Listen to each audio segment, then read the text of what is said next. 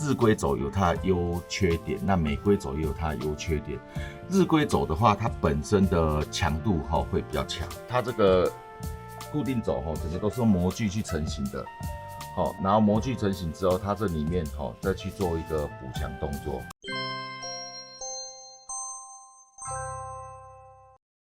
各位车友，大家好，我是 Pro 举老友。那今天呢，我们要把这个汤叶石后面插出去，然后纯粹研究，拆开来研究说它里面的构造，然后分享给各位车友知道说我们的一个差速器的原理那以及它整个构造的状况，然后去深入了解我们差速器的一个设计原理。OK，Let's go。OK， 我们现在把轮子双边轮子拆下来了，然后接下来第一步，我们把差速器的油，差速器有把它卸下来，差速器的那个泄油孔在这边，把差速器里面有把它卸掉。然后各位有没有看到，我们那个盆子在这边盛就是要顺便检查说它这个差速器油里面有没有铁屑，从这边拆开来。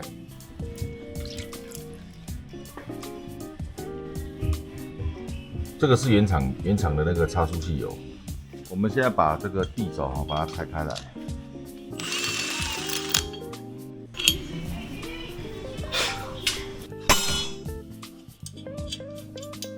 哇，我们地轴出来了因为蛮多车友他不敢去拆地轴，原因就是说会牵着它延长保固。那因为我们觉得我们蛮有实验精神，所以把地轴整个拆开来。它的差速器里面是这个样子的，然后这个是地轴组织。再定再来拆这个差速器。哇，差速器整个下来了。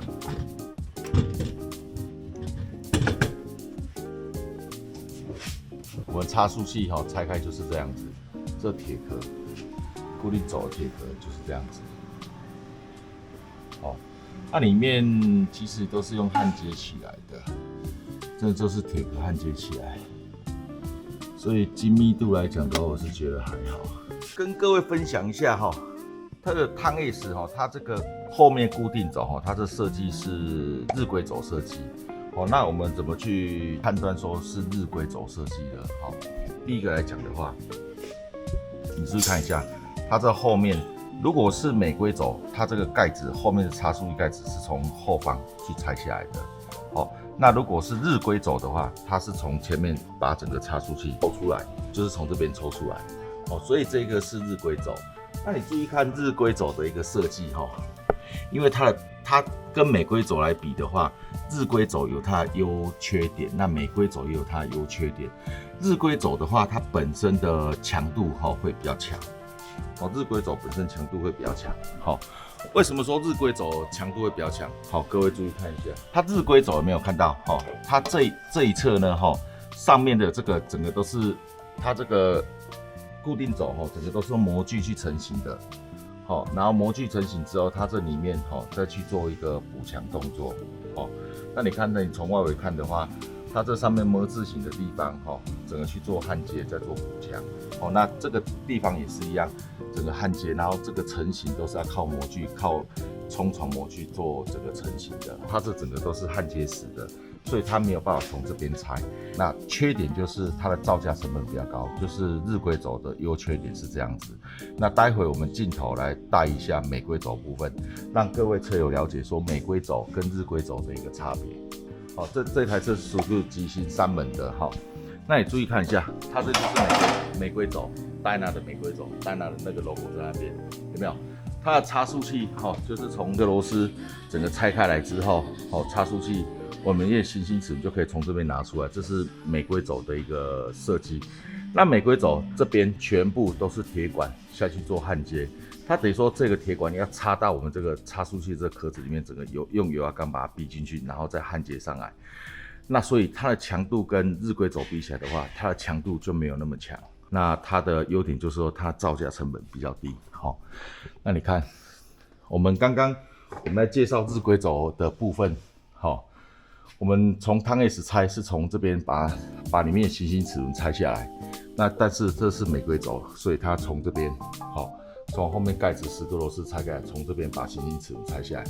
那这里是让各位车友了解说日规轴跟美规轴的一个差别。这个就是我们的差速器里面，我们现在呢要把差速器把它拆开来，细部分解。各位有没有看到？来，你看一下哈，它这轴承这个轴承是有贴把杵的，就是有斜度的。那它就是靠这边去做调整，好，然后这边有个弹去做调整它这个破紧量的问题。然后它这个行星齿轮是6颗的，一般有的设计4颗，有没有？这边的行星齿轮，这边行星齿轮，那6颗的话，它的强度，我们在受力的时候，那个力量会比较均衡，所以齿轮比较不会去坏掉。我们在拆卸之前，我们这边有画一个记号，这个记号就是怕左右边我们到时候在组装的时候组错，所以我们特别有做一个记号。OK， 我们现在整个拆开来了。好，它刚刚这边左右边都有做这个调整设计，就是在调整我们这个轴承的。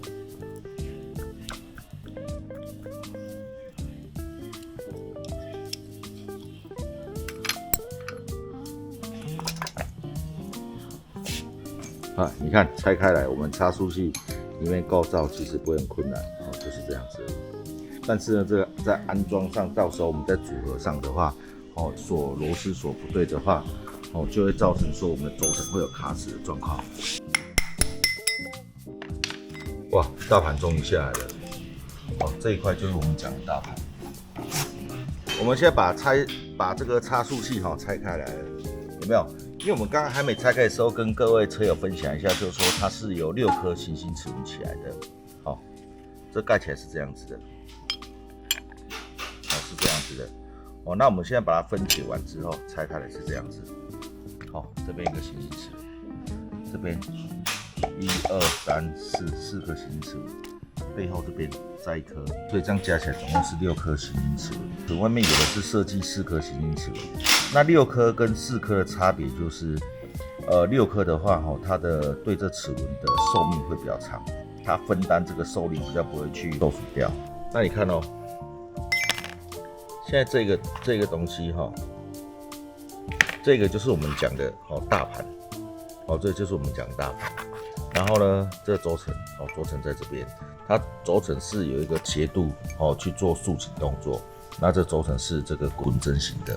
那今天我们把这个差速器整个拆开来然后让车友了解。你看拆开之后，我觉得原厂在保固真的就可能会有问题了。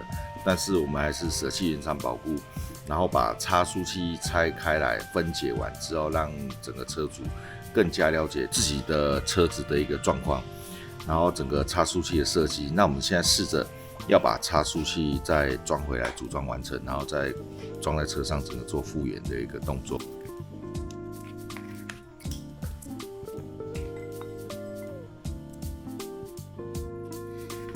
我们现在大盘跟差速器整个做结合了，那待会我们用螺丝把它锁紧。来，各位车友看一下你看原厂在锁这螺丝的话，这是那个差速器螺丝，但没有上防松胶那我们现在试着把它上这个防松胶，在里面在做动的时候比较不会怕的螺丝松掉。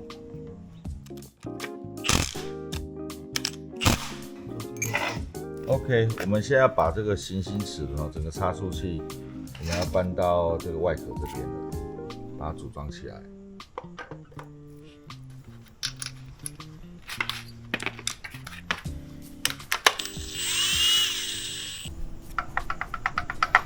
各位车友，我们现在呢，已经把整个差速器组装快完成了。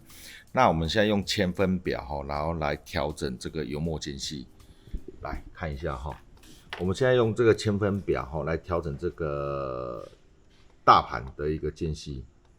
那如果你这个大盘间隙调整料不好的话，也就是有可能会造成说你的大盘有可能会崩裂，还是说会有差速器有异响的声音出来。那我们现在刚刚已经用铅分表把它调整完了，去把它做一个检测完了。再分享一个小知识有没有看到？这个挡扣这要干嘛的？其实它这是做一个防松的作用。这扣子铁扣，它就是勾这边。那为什么这边要拖一个椭圆孔？就是让让这个，因为有时候我们在做调整，在做这个大盘间隙调整的时候，这个洞的位置会不一样。那它这边做一个椭圆孔，长条孔，就是来勾住，然后可以做九色，可以做调整作用，让它卡住。那待会我们用螺丝锁下去，那这样子就 OK 了。OK， 我们现在呢已经把汤 S 的后差速器整个都已经组装完成了，已经恢复到原厂的一个样子了。那其实我们拍这一支影片呢，只是说让汤 S 的车主更加了解它的差速器的一个动作以及它内部的一个构造。那还有就是说日规轴，因为汤 S 这个设计算是日规轴。那我们今天这影片也介绍到跟美规轴的一个差别，那优缺点都介绍上去。那我们影片到这边告一个段落。喜欢我们影片的朋友们，欢迎按赞、订阅、加分享。那我们下一部影片见，拜拜。